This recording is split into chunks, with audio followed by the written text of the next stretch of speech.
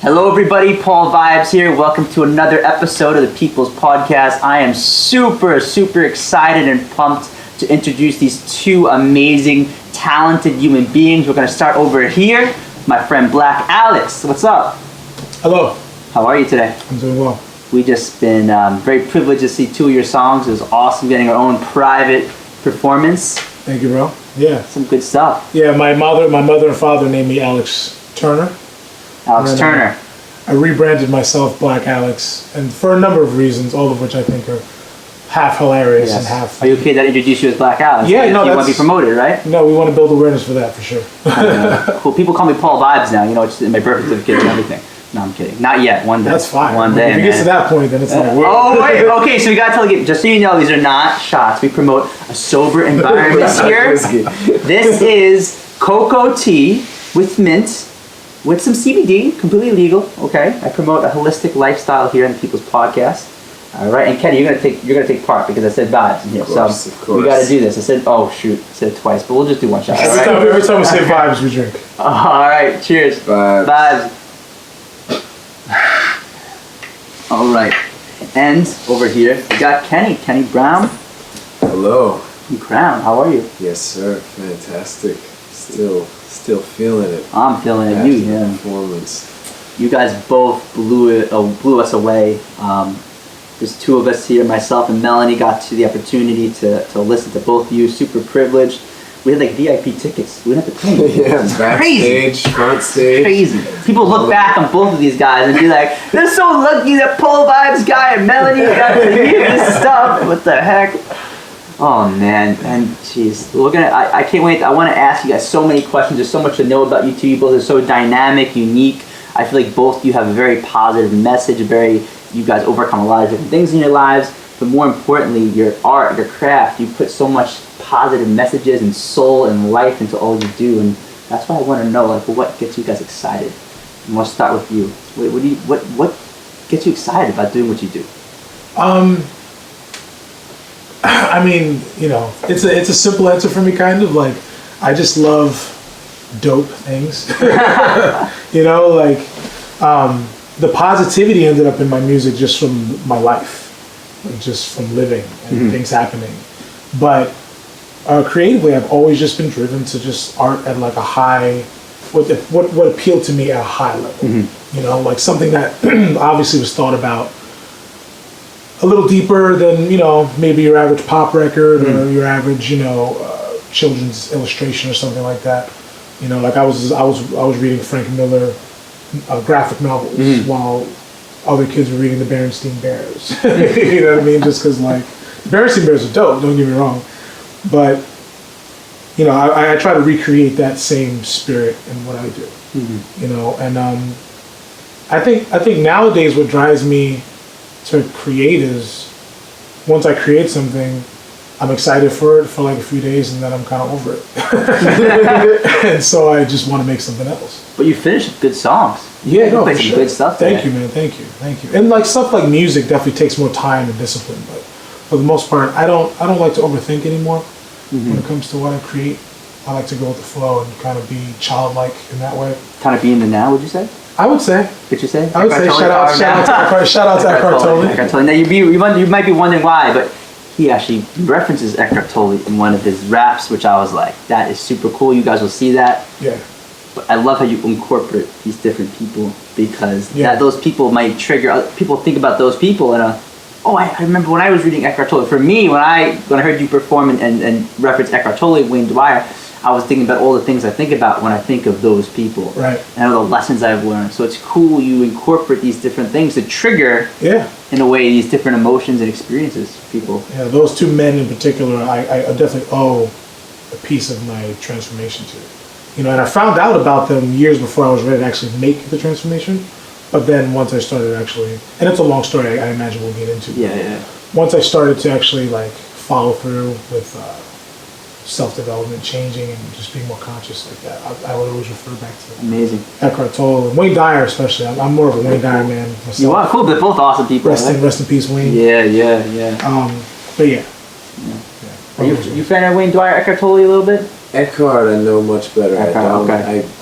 I know of Wayne Dwyer. Dwyer? I think Dyer. Dyer. Wayne I think I Dyer. pronounced it wrong. But I have not ever read anything of his. So Cool. I'll have to check it out. Check it out. But to answer the first question, what what gets you excited about the process of writing the music, the performing? Just what do you love about it? Well, it's a pretty Where do we dynamic start? question. Yeah, I know. really, where You do can we go on start? wherever you want with it. So it first came out of me as a result of some cataclysmic experiences, I guess. That's a bit too long of a story for this, but dropping out of school, a kind of mental breakdown, my whole perspective of life and myself and reality and my place in it completely being blown to pieces, basically. And then just needed something to express that and make sense out of it. And at first it was a really awkward start. You know, I didn't know my own voice or style in that or what I was aiming for in the sound, and then slowly experiences started to gather. And then I guess what inspires it now, the creation process, very similar to what Alex shared. Just let it come out, really. At this point, I can't force anything. There was a while where I would write like a song or a verse every single day for years, thousands. And then eventually, it's like, all right, that's not I can't do that every day anymore. And now it's really just they'll just jump right out, and then I'm like, all right, and take it out and record it. Like both of those songs that I performed were freestyles originally. Yeah, you said that you were practicing on the street, and then it just kind of turned into this song. Yeah, exactly. Wow. Just performing in the street, and the choruses are the only remaining part. Like the structure and the chorus were the only parts I remembered because just it's too much. And then just take that and work with it. So it's not like this trying to find forcing it. Yeah, Forcing it's how it naturally comes, and then when sharing it, really look forward and hope and attempt and have the intention to create a space and experience and bring through an energy that helps people break out of the mundane, heavy mind frame that can,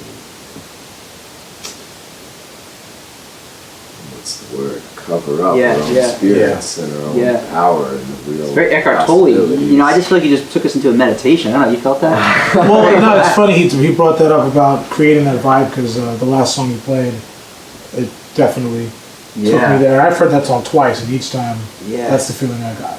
I went to a trance. A trance. Yeah, totally trance-like. Yeah. And what I love what you just said is that advice of just not forcing things, allowing it to flow, and not forcing yourself to create art when you don't want to. Because in a way, tell me if I'm wrong, what you guys think about it, but I feel like there's nothing like doing art when you're enjoying the process. Yeah. When you're writing the songs, even when you're painting something. And I have this thought that we're all artists in our own way, meaning we're artists in the actions that we do every day, the impact we make on people's lives. And when I speak at schools, I feel like, I look at these students, they're all artists. They're creating in different ways. People who are performing are creating in different ways. Each student that I come in contact with have their unique abilities, and they're choosing to perform art in different ways. But that advice of letting things flow, I would love to hear how you, and we'll start with Michael, how you incorporate that kind of philosophy, not just for your music, but in life. you see so many people in today's society forcing things, muscling their way into different ways in life. And It's interesting, man. I actually have, like, I like, enjoy nuanced thinking. I enjoy the fact that in reality life is mostly a gray area, right? And like, you know, a lot of us, I think, it's what causes a lot of the divide in the world, right? Thinking black and white. So I try not to approach any concept like that. So, great. Hashtag Gray Alex. You heard it here. That might be actually more true to like who I am. Gray Alex. Gray Alex. Oh my No, but God. just, you know, like even the concept of like not forcing things or not overthinking, more specifically. Like I mean that from two different angles, because I haven't gotten to the point where I make 1,000 verses yet. You know, like I just started working with words 2 years ago. Wow. So there are a lot of days. Thank you, man. 2 years. Way ahead of me, seriously. Oh man, I appreciate that. I appreciate that. I can't even explain how correct that is, really. Thank you, So man. much props. Wow. Thank you, bro. Continue. I appreciate I it. love that rawness of what you just said. Yeah, no, I've been getting a lot of great feedback, which is what keeps me Oh man. like excited. When I heard you, I didn't even see you. I just heard you from the back of the Velvet Lounge, and I was like, whoo. Yeah, dude, you're right speaks, there. it spoke to me at a deep level, man. That's what I really want, you know. But Wow. so like as I go through the process of like, you know, you have the desire to create something, and you're like, okay, how do I get there? There are still a lot of days where I just do the writing, and that's my form of not overthinking for that day, right? Like I don't want to overthink what inspiration is or means or whatever. So I always reference Aaron Sorkin. I watched his masterclass on writing. He wrote The Social Network, American Beauty. He's one of the greatest writers. I think he wrote To Kill a Mockingbird too, where he like revamped it for Broadway, the one that's out now. And he would talk about, okay, 90% of what you're going to write is going to be trash. So you may as well just start putting words on a page. And as someone who's new to working with words, I was like, well, that seems like pragmatic. I think I could do that. You know, just write ideas or write whatever. And then eventually a verse will come out. But then, of course, there's just those days where it's like, you know what, I don't feel like forcing it right now. And if I do choose to force it, or I choose to like proactively go through that work, I might be working against myself. So in those days, it's like the other side of not thinking.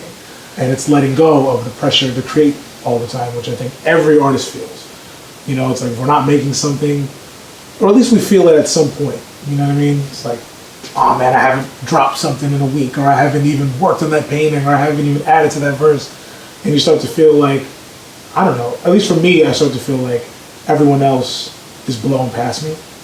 Because that's been one of my main things in life. Just This book would help a lot if you're at Eckhart Tolle. yeah, well, that's probably helped you a lot along your drive, man. A lot, man. Just not comparing and. Well, it's funny because you know the Buddhist teachings. You know, he references it's like being shot with the arrow twice. You're upset from something you did or you didn't do, and now the mind, the commentary of I shouldn't have done that. Right. It's like being shot by the arrow twice. You're beating yourself over twice. So oh man, if you're not feeling creative or whatever, instead of thinking, oh, I should be doing this, I should be being more mindful, I should be being, you know, it's like no, that self-talk isn't healthy. Yeah. You know? All those slumps are like a part of the process. That's what I've learned. All the perceived negative emotions, or like, you know, you try to make something happen and you're frustrated. Like that's just part of the process. And like I think as I learn more, then it's easier to like just move with the ebb and flow. I love that saying. Yeah. You got a very ebb and flow vibe, man. You got a very like chill. I feel like every time I hang out with you, it's like a meditation. I'm gonna have you just hang on the set. You're never gonna perform again. No, okay, we loved your performance, man. Just sit in the corner. How do you? But I want to ask you that, like, how do you incorporate what you said before? You talked about your writing, your process, about letting things just flow, and how do you incorporate that mindset into your everyday life? Or do you? Maybe you don't. I don't know. Well, yes, definitely do. Of course, sometimes you lose sight of that, and definitely lose sight, and the mind starts going crazy, like you were saying, people are blowing past me and stuff. But just try to zoom out, you know, and as far as that idea of measuring success or you know tallying numbers, or comparing yourself. Because there's always other factors. You know, somebody might peak really early and blow up at age 21 or something. Or you see today's world, somebody's 13, you know? Yeah, and then that could destroy their whole concept of themselves. And then by 30, it might be much less, of a hype, or much less attention, or much less exciting than it was at 21, and then you're still only 30. Right. Yeah. It's like, oh my God, now you might have 30 more years, Yeah. 40, 50, and it might just keep going down. Exactly. So all of that, and then combined with just taking things as they come, because forcing it just never works, and trying to deny what you're really feeling, even though it's something I'm working on all the time. Yeah, because we all I are. definitely lose sight of that, but life has funny ways The of peaks and moving. the valleys and everything exactly. And you just need to ride it where it is. I mean, I did quite a bit of traveling and had no choice but to just accept the conditions, because I did not go into that with any money to support myself outside of what happens day to day. And that was really an exercise of surrendering, and forcing myself into the situation and seeing how I react to it and how I handle that. And it was something that I had to test myself on before the possibility of down the line having money saved up and being able to do everything comfortably and no worries. It's like, no, there's not as much value in that for me. And it was just a personal thing that I envisioned and needed to do, and then and then it's coming back to home and having no resources really besides the people and instruments. But so It's like once constantly again, adapting. and then it's like, all right, well, what do you do? What do you do? Like what you said, how am I going to react to this situation? And I think Eckhart Tolle, and I think we all agree, that our challenges are what ultimately, maybe voluntarily, you want to go travel, right? You face different challenges, but reality, whether you choose or not, life is going to challenge you. And something that I've learned in my own life, and as I speak at school and talk to students about, is ultimately it's our challenges that give us the greatest lesson, the greatest experiences. So I had this shift. I talk about when I'm at the schools about how I overcame my own learning disability. At one point, those challenges, I let those challenges and those difficulties define me. That's who I was. I was limited this way, I was limited that way. If only my life was different and I didn't have to go through these challenges. I wanted to be like everybody else, be normal. The shift for me was realizing the impact that we as individuals, not just me, can make on another person's life. I remember sitting there with a veteran and just not doing anything fancy, not playing a board game, just sitting there and listening to him and just being amazed at the difference in energy. And this is me in 10th grade, realizing, wow, right now I'm sitting here listening to this person and there's a shift happening. And I'm like, wow, we all can do this. We all have that ability. It's not special to me, it's not special to you. We all have that ability. And it just put me on this path, and it's the path where I'm here with you guys and you're here with me. And I just feel like sharing that with you guys, because I feel like I know in your music, and we could talk, maybe start with you basically sharing maybe some of the challenges that you guys overcame that kind of inspired you to write. So I know there was a lot. And it's a loaded answer, but I guess like some of the key moments. I also had a nervous breakdown 2 years ago. It was New Year's Eve 2018, and that was the end of a long line of choices, and a long process of growth where I was making a lot of errors and my judgment and errors in the way I was perceiving myself, and constantly in that state of comparison. I mean, that was my comfort zone, to feel less than someone. While simultaneously accomplishing some of the greatest things that I've ever accomplished. Went through these things, yeah. So I'm like, I was in a band at the time, and we were doing these amazing shows, and we're doing this amazing stuff, and I'm in these moments, and not even enjoying it, because it's like, that guy's got this, and this girl's got this, and it's all happening inside me, outside I have this cool demeanor, but inside I was just broken up.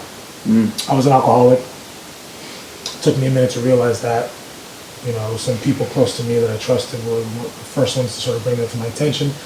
then there was a process of denial, and there was a situation on New Year's Eve that brought everything to a head, and it was pretty obvious to me what I needed to do at that point. So I started on this journey to sobriety, and started on this journey to address my mental health and make that a priority. Spent 8 weeks at Eastern Long Island Hospital, 6 weeks in the psychiatric unit, 4 weeks in rehab. And that's where I started. I felt like that was when I really started to own the fact that I'm just me. You know what I mean? Like, here I am, cut off from my family. I mean, I could call them on the phone or whatever, but on a day-to-day basis, I'm cut off from everything that materially made me who I was. And I'm just here with these people, and it's like you were saying, people just sharing stories, and you're talking to them, and you feel a shift happening. As long as, you know, there were some people that didn't take the process that seriously, which made it challenging, but I could feel that I was like willing to just accept what I wanted. And one of the things I wanted for a long time was to like use my voice. You know, I would do these motivational videos and put them on Facebook, and I did it for like 150 days straight. Wow. And it was like, and I was just trying to use my voice. I was a drummer at the time, right? I should clarify that. So I felt stifled in my creative world, and then like I started doing graphic art, putting that out, and I started, you know, doing all these things. And it's like I'm in rehab, and I'm realizing it's like, dude, what you really want to be doing is like using your voice, and you have all these ideas and all these experiences. So I asked for a notebook and a pen, and they gave me a flexi pen and it's like, Yeah, there you go. That's you know, that's have a hard utensil, you know, which is cool. It's funny, all my notes from that time look like I'm writing with my left hand because the flexi pen is so weird. But whatever, so I just started writing, and Dreams and Ideas, Father, Father, the songs I played for you, pretty much all the songs that are gonna be like on my album, I wrote in rehab. Wow. You know, and I would rap them a cappella for people, and they'd be like, "Oh man, that's cool." Like, I'd be like, "Oh well, if they like it without the beat, then with the beat, they might." Wow. So it encouraged me. So by the time I got out, it was like, okay, I'm just committing to doing what makes me happy. You know what I mean? Like, I know discipline is necessary. I know there's gonna be moments where I gotta like force myself in a sense to go in a direction that's uncomfortable, especially now that I'm trying to lead a sober life, and I'm trying to be physically sober, emotionally sober, mentally sober, spiritually sober, all those things. So it's controlling thoughts, managing relationships, staying away from drugs, and taking care of my body. And it's, you know, so it's a full-time thing. You know what I mean? So I said, you know what? I'm just gonna commit to being me. Took a year off music, quit my band, and just sort of went into like this 12-month vortex of like the happiest time ever. You know, and it's crazy because like I gained 70 pounds because like my new addiction became like food. I was like, but I wasn't getting high, and I wasn't causing drama, and I wasn't breaking down. So I figured I'm making progress, and I managed to keep my mentality like clear. You know, and then once I started putting music out, I think all of that went into it. You know, and that's what I wanted. You know what I mean? I didn't want to gain attention just because like I'm cool or like I'm a rapper now. It's like, no, like I've been through stuff, and I feel like the best way I can give back right now is through my skill set of art. Wow. And hopefully that's making its way into the music. I'm not even sure I answered the question. You did. I think you did, man. You did. I started going off. You did. And I think that you really, your music just, it speaks, you know, even though, and you know, I'm not myself in recovery, we've all been through challenges. I think ultimately the messages that you're giving is, listen, we're all going through challenge. Like, you know, if you could just give that lyric quick to your mind, where you say that there's a mother out there, you know, like you said, reading some Eckhart Tolle and Wayne Dwyer, like we all are in those moments where we're looking to something, whether it's an author, whether it's a person, whether it's God, for help. I think I said, as we speak, there's an older woman looking for peace with all the pain in her life. She needs a healthy release. She probably read some Wayne Dyer or some Eckhart Tolle. She wants to kill anxieties and live more holy. Wow. Which is like, I think that I can sum up my entire life in that line. You know, at least where I am now, you know, compared to where I used to be. You guys both, I mean, you know, Kenny, you were talking already before about the traveling and I'm sure that experience in yourself. Did that traveling also kind of inspire you to create certain songs, per se, or was it more you were learning other lessons? Both, yeah. I mean, both of the songs that I performed came directly as From a the result travels? of that. Yeah, I was performing in the street. I had gone on 3 separate journeys of that first couple times back in 2014, 2015. That was when I very first started singing. I had been rapping and just making beats, and I already played the trumpet, and now this is going on a tangent. But anyway.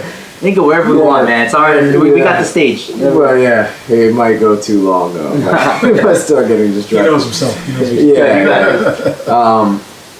Yeah, those songs came as a result of a combination of things. The second one, Hungry, is... Love that one. Yeah, it's definitely you speak with your whole soul, body, you know? Well, that was a result of this period I went through where I had shared a little bit, did a lot of work with ayahuasca and other plant medicines, and assisting in those ceremonies for a couple of years. And there's some beautiful lessons and also some challenges that came as a result of that, because it would be this great cleansing and way up, and then I would kind of bounce back in the opposite direction, and because it clears out your body very deeply, Purges. and then exactly, and I would stuff my face after that and just recover from it, right? Because you're like, all right, learn the lesson, like get away, almost like what you're talking about. You're like, all right, I got rid of this addiction. There was the next, what's the alternative? But the idea is to live balanced life. Yeah, right? kind of, exactly. That's the goal. But so then every night for like almost a year, I would just vomit my dinner, basically. Really? Yeah, and not intentionally. I wouldn't stick my finger in my throat or anything, but it would just happen. I would just eat way more than I needed, and my body would just reject it, and I would just not digest. This was after the ayahuasca? Yeah, Oh, wow. many times. Okay. It became, because the purge reflex became very open, and it would just not digest. I would just drink a little water because I was thirsty, and then just start, and then it would just be really uncomfortable and just vomiting every single day. And even when I thought that I was like getting better, it would just come right back, and it was a really mysterious problem, and I was eating way more than I needed to, even though I really gained weight. It was still It's hunger. Yeah, exactly. So that's where that came from, and it was just a freestyle on the street, and I was playing just those chords before I was performing, just charging my amp, and then I remember, oh wow, this chord. Can you give us a line of that song? And so there's like, and I seen you puking out the side of your van, doing everything you can, break in your hands, still falling together, my man. When you gonna know that you are where you stand? So I gotta know what you're chasing, and then it goes into what you're chasing. It's crazy how that whole song works on a metaphorical level, but you meant it kind of literally. Totally literally. It's so cool. It's like I'm listening to that song and I'm like, oh, this is like, are you really that hungry? Like I thought it was like written about like desire, like do you need that? Yeah. But you're talking literally like. Well, it does, it's that too. It's like, are you really like we're continuously looking to, take in all this. I need all this stuff, and it's not like I've mastered that challenge. Sure. But we all are hungry for many different things. Yeah, and it's like, really, you really need that, because it becomes poison very quickly. Right. Wow. And it can really weigh you down and get in the way, and then it has to come out somehow. Right. And it's going to be worse going out than it was coming in as soon as you cross over the balance. Yeah. And so that's cool. The theme that I'm getting on listening to both of your guys' amazing stories is this idea of wanting and craving, and we want and crave different things. Whether it's drugs, whether it's substances, it could be ayahuasca. I mean, it could be many different things. It could be food, and people I work with too, and I'm sure you see here that are listening to your music, and who knows the many different challenges that everyday humans are going through. But I feel like so much of us are in this state of wanting, of craving, of desiring. I wish things to be this way in the future. I wish things were the way they were. And we're in a constant state of just not enough. And to hear your guys' story and how you both are able to put into lyrics and just the way you guys vibe with people outside, when I met you both, the way I connect with you after you're done performing, you guys are like really working hard to live it. Because it's one thing to perform it, which takes guts, right. But you guys are doing those interaction. I just want to say from the bottom of my heart, like I appreciate you guys, and to have the ability and the chance to have you guys in my show. I appreciate you guys coming down. Likewise, man. It's been amazing having you two. You guys have inspiring stories. You guys have amazing music. I want to go around quickly and just for the viewers watching this, where they can find you. If you have a positive message you want to leave people with, no pressure or anything. But I don't think we have any shortage here of inspiring lyrics and two amazing human beings. We're going to start with Alex. Yeah, so I'm on Instagram, I'm on Facebook, I'm on SoundCloud, I'm on Bandcamp. It's Blaque Alex, BLAQUEALEX. Definitely, follow me and try to connect with me however possible, because I talk a lot, and hopefully Good stuff, though. it's good stuff. I got a lot to share. If you're free on February 27th, I'll be playing at 89 North Music Venue. And I guess as a final word, just keep it simple, man. Just don't be scared to be you, even if that means an awkward moment here or there, even if that means disappointing people. Just be you. It's fine. It's really fine. Just keep it real, right? Yeah. Just keep it real. Thank you for sharing that. No problem. Indeed. All right, so it has been a pleasure sharing with both of you gentlemen. It's been a pleasure having you, man. Yeah, it's really been inspiring, and I appreciate the openness and the challenging, deep questions that bring things out of us. Really, I can feel how genuine you guys both mean everything that you're saying too. And for all of you out there watching,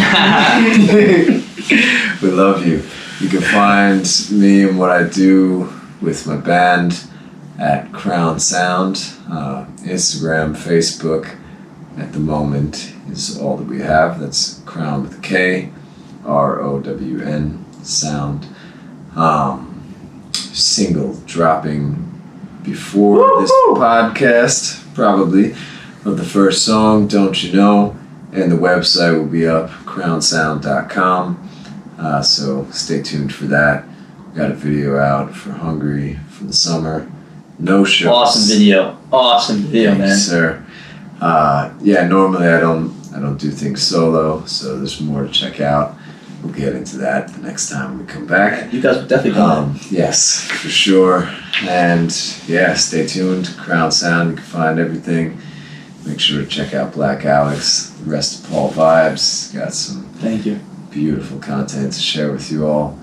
And closing word, just do what you feel and don't be afraid to take whatever leaps that you need to start. It's always going to be awkward and difficult to begin whatever you feel like you're being called to, but it doesn't necessarily get easier, but you build momentum and you find what you need and you find the strength. And I believe in you, and I want to see it, and I want to hear it, and much love. And on that note, guys, good vibes. Good vibes. These are T-shots, just a reminder. Pinky up. All right, pinky up. Pinky up. Good vibes. When in Good doubt. vibes. Good vibes, man. All right.